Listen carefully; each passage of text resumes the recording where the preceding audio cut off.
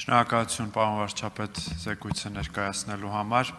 Վերջերս մեր միջազգային գործընկերներից մեկի հանդիպման ժամանակ, որը Եվրոպական միության երկրներից, անդամ երկրներից մեկից էր, ասաց, որ չի կարող երևակայել, թե ինչ տեղի կունենար այլ երկրների հետ եւ իրենց երկրների հետ, եթե միաժամանակ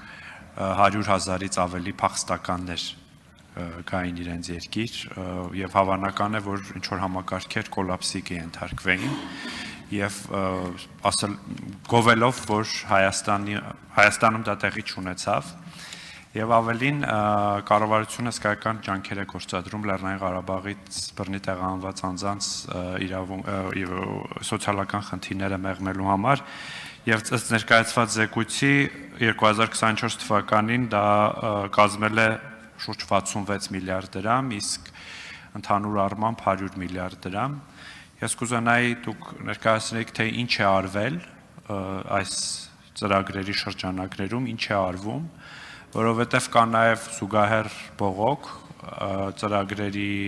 բովանդակության, փոփոխության շուրջ, բայց շատ արագ պարզ դարձավ իհարկե, որ բողոքը այնքան էլ սոցիալական բնույթի չէ, այլ ավելի շատ քաղաքական աստառ ունի, բայց այնուամենայնիվ կուզենայի ներկայացնեք, թե ինչ է արվել եւ ինչ է արվում այս շրջանում։ Շնորհակալ եմ պարոն Խանդանյան հարցի համար, նախ էլի այս ընթացիկ համատեքստում մի քիչ այս թվերը գուցե լավ կամ ճիշտ չեն հնչում, ես ուզում եմ նաև առիթից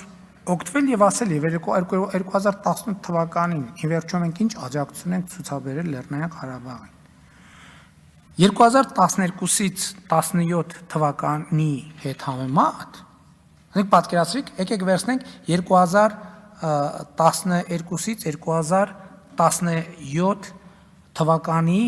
համեմատ 2018-ից մինչև 2023 թվականի սեպտեմբերը Հայաստանի կառավարությունը Լեռնային Ղարաբաղին 367 միլիարդ դրամով կամ 130%-ով ավել գումար է հատկացրել Լեռնային Ղարաբաղին։ Պատկերացրիք, այսինքն նախորդ վերցրել եմ 12-ից 17 թվական ինչա տրվել բյուջեից եւ 18-ից 23 թվական ինչա տրվել։ 18-ից 23 թվականը ուղիղ տրված է 367 միլիարդ դրամով կամ 132 անգամ ավել աջակցությունա ցուցաբերվել։ 2018 թվականից մինչև հիմա մենք Լեռնային Ղարաբաղին տարբեր հոդվածներով, այդ թվում բռնի տեղահանվածներին, նաև Լեռնային Ղարաբաղին ուղիղ աջակցություն 1 միլիարդ 370 միլիոն դրամ ենք հատկացրել, 545 միլիարդ դրամ։ Հասկանում եք։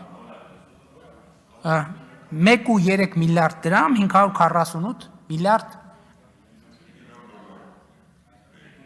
1.3 միլիարդ դոլար կամ 548 միլիարդ դրամ։ 1.3 միլիարդ դոլար, սխալ չեք լսում, 1.3 միլիարդ, եթե դրամ ասի, դոլար, հասկանում եք, այն տպավորությունը, որ փորձ է արվում ստեղծել, որ կառավարությունը Լեռնային Ղարաբաղի ժողովրդի, Լեռնային Ղարաբաղի հետ կապված, բայց գումարներն ինչի են տրվել։ Դե այդ առանձին հարց է։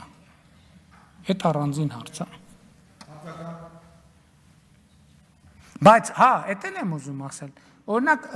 բայց նաև պետք է հասկանանք, որ այս թվերը ինչքան բարձրաձայնվում է, մենք պետք է հասկանանք, ի վերջո, էլի ես իմ ելույթում բանաձևին անդրադարձա, այո, մենք պետք է օգնենք, որ մարդիկ աշխատեն, ապրեն, որովհետև տեսեք,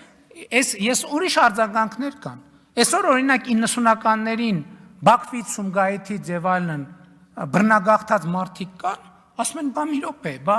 մեզ ոչ մի բան չի հասնում, չէր հասնում։ Չեմ ուզում ասել էլ ովքեր են այսպիսի բաներ ասում։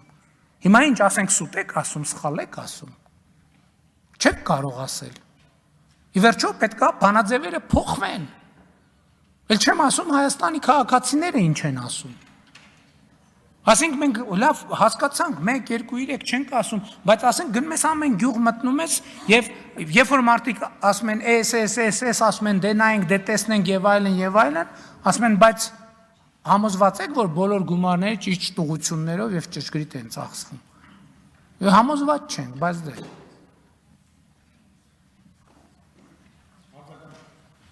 Եվ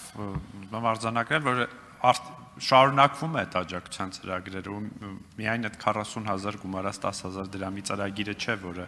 ներառում է այդ աջակցության ծրագրերը, այլ ավելի լայն բովանդակություն է ներառում, ընդգրկելով նաև բնակարանային ծրագիրը։ Այո, այնտեղ մենք ըստ էության աշխատունակ հատվածին տրամաբանությունն է դա։ Աշխատունակ հատվածին, որովհետև մեր ուսումնասիրությունները նաև այդ են ցույց տալիս։ Մեր ուսումնասիրությունները, հարցումները,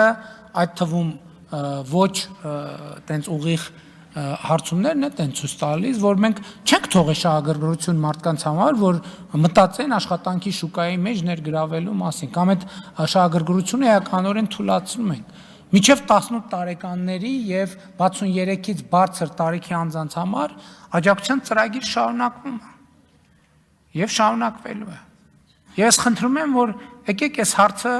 բան անենք, որովհետեւ պետք չէ այս հարցը սրել, որովհետեւ այս հարցի սրման հետ անընդհատ տհաճ խոսակցություններ են բացվելու, որը ոչ մեկի օգուտ չի տալու։ Էլ չեմ ասում, որ այդ քաղաքական խոսույթները, որ զուգահեռ օգտագործվում են, այդտեղ էլի եմ ասում, ես իմ խոսքի մեջ, չգիտեմ, ով ֆիքսեց, ով չֆիքսեց, ես հստակ ասեցի, այս տարածաշրջանային կայունության եւ խաղաղության համար դրվել է բանաձև։ Այդ բանաձևի դեմ մի գնացեք, որովհետեւ մի փորձեք էսկալացիան արդարացնող խոսույթներով հանդես գալ հրապարակներից տարբեր տեղերից, բայց էսկալացիաները, որ մեկ էլ սկսեցին հանկարծ ծավալվել, այդ ինչի արդյունք էր։ Կառավարության գործունեության ոչ։ Էլի եմ ասում, պետք չի այս խոսակցության մեջ անընդհատ բզբզալ, փորփրել, որովհետև շատ տհաճ հարցեր են բացվելու։ Հիմի падգամավորը տեղից նստած այդ տհաճ հարցերի մի մեծ պորցիան մի նախադասությունով հասցեագրեց, ես էլ ցույց տվի, որ այդ հարցի պատասխանը չունեմ։ Չմոռանաք հավանել տեսանյութը եւ բաժանորդագրվել Civic AM-ի YouTube-յան էջին։